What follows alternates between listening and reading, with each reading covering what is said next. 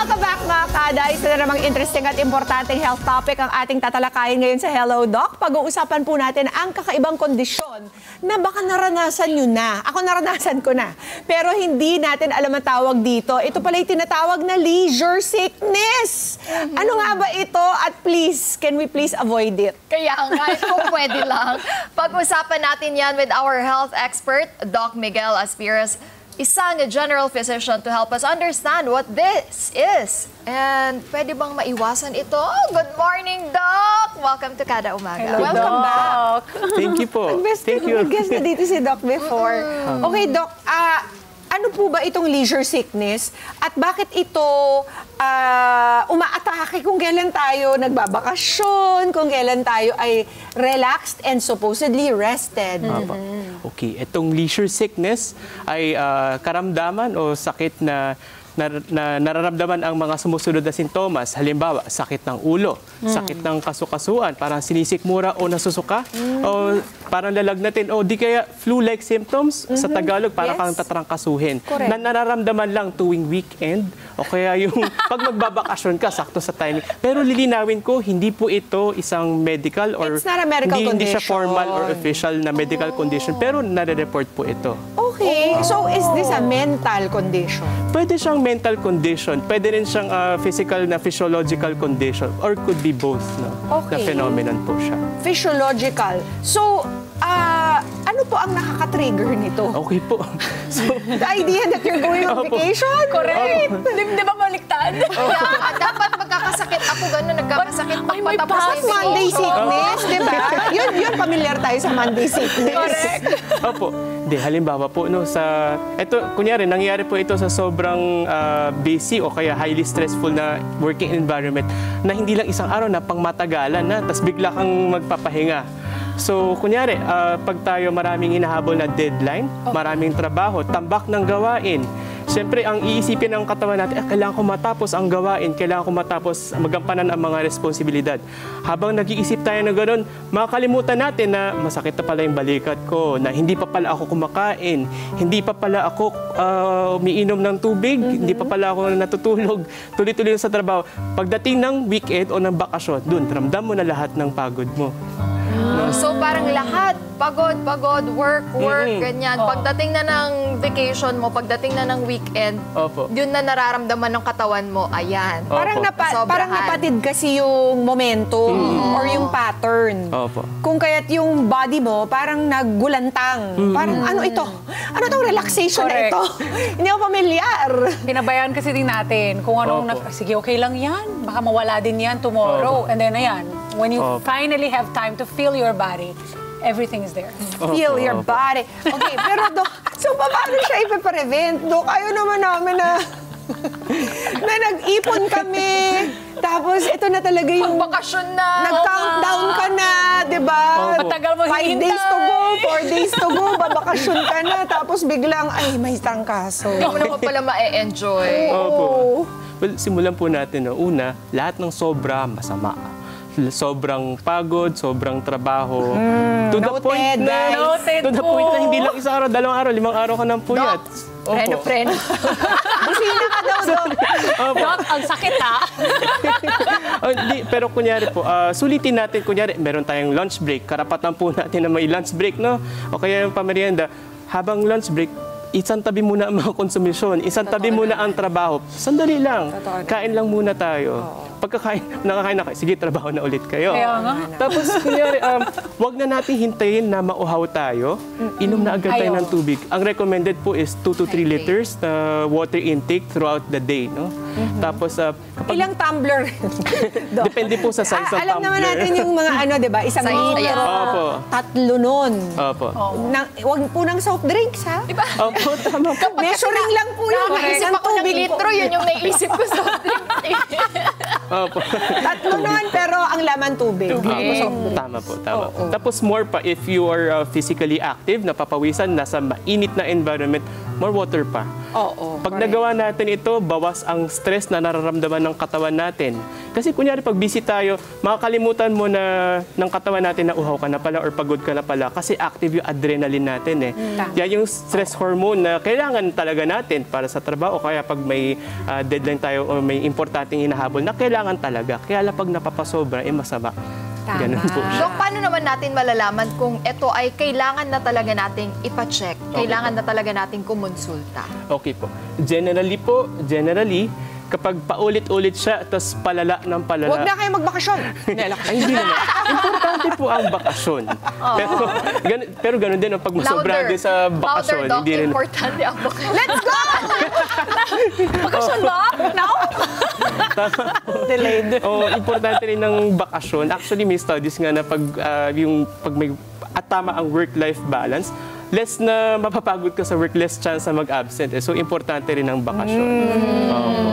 Totoo Mga yan. ano ba, how many times a year dapat nagbabakasyon? Meron ka bang prescription? Ay, hindi ko po kabisado. Baka lahat ng kada humingi ng prescription sa'yo, tapos i-present sa boss nila. Hindi, again, balance po siya. Hindi lang puro bakasyon. Masama rin pag sobra bakasyon. Oh, yes. Masama sa bank account. Yeah. Yun na yung susunod na masakit, bulsa na. Oo. Tama nga naman. Ako lang, may i-share ko lang, Doc, nangyari yan sa amin dalawa ng anak ko. Recently. Pero I feel like it was really a bug that got us. But also, sabi mo nga, overworked leading up to the vacation. Na pagdating namin sa Japan, may sakit kami pareho.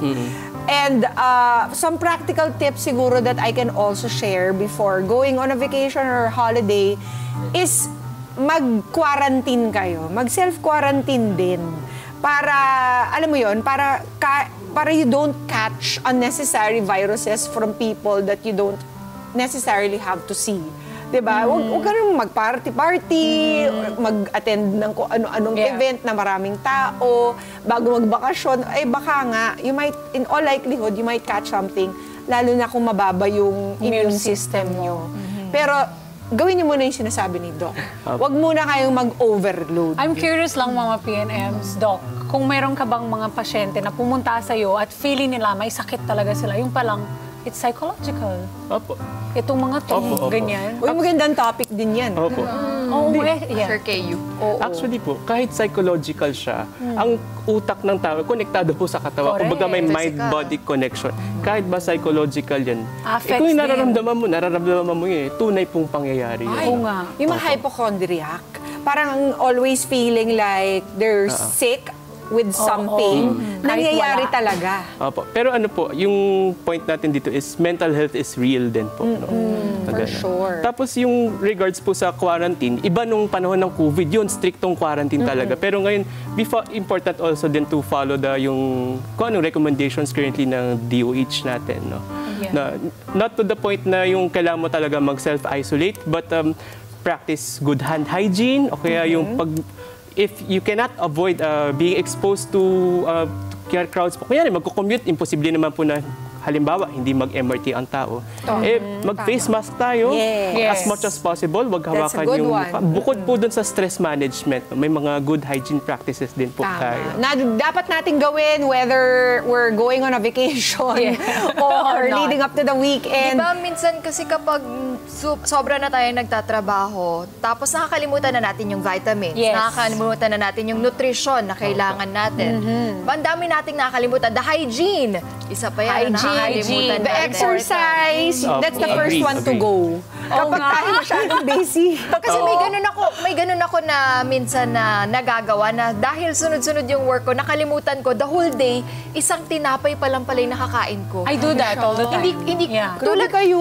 Yeah, I forget And to then eat. you wonder you're hyperacidic. Grabe kayo. Yun na nga, ganun siya nangyayari kasi nakakalimutan mo na, ay, ito pala lunch na. Nakalimutan mo siya kasi hindi kailangan, ito yung call time, kailangan sumunod ako dito. Parang ganun siya. So, kailangan masama siya sa routine. Ano ba pwede gawin namin, Doc? Para hindi makalimutan.